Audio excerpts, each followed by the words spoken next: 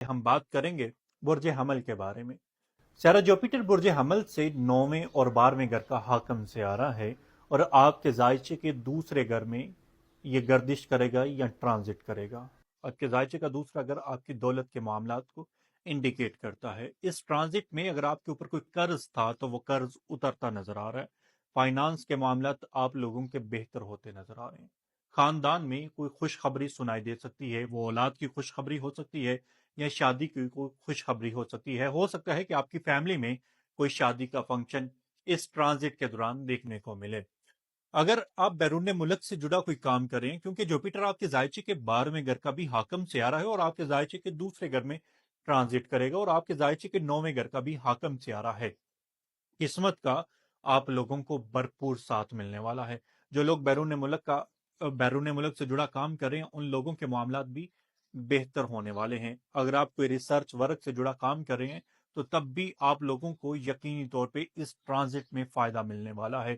اگر آپ higher education کے لیے ابروڈ جانا چاہتے ہیں، اسکالرشپ پہ تعلیم حاصل کرنا چاہتے ہیں، تو اس ٹرانزٹ کے دوران آپ لوگوں کو وہاں پہ بھی کامیابی ملنے کے اسٹرانگ امکانات موجود ہیں۔ البتہ برج حمل کے جو افراد ہیں، ان لوگوں نے اس ٹرانزٹ میں اپنی صحت کا خیال رکھنا ہے، کیونکہ سیارہ زحل آپ کے زائچے کے 11ویں گھر میں بیٹھ کے آپ کے زائچے کے 8ویں گھر کو دیکھے گا، اور سیارہ جوپیٹر آپ کے زائچے کے دوسرے گھر میں بیٹھ کے آپ کے زائچے کے 8ویں گھر کو دیکھے گا، اور 8واں گھر آپ کا مکمل طور پہ ایکٹیویٹ رہنے والا ہے۔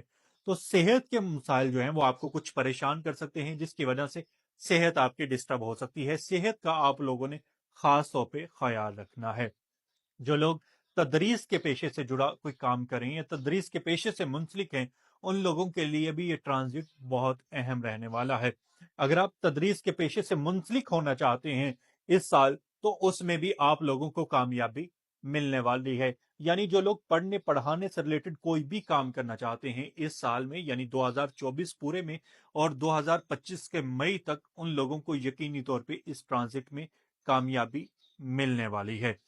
اگر آپ کے صدقات کی بات کی جائے تو اس ٹرانزٹ میں آپ لوگوں نے کوشش کرنی ہے کہ جتنا ہو سکے لوگوں کھانے کے لیے سامان مہیا کر سکتے ہیں، کھانے کے لیے کوئی چیز ڈونیٹ کر سکتے ہیں، یہ آپ کے لیے بہت بہتر رہنے والا ہے۔ اس ٹرانزٹ میں آپ لوگ یقینی طور پہ فائدہ اٹھائیں گے۔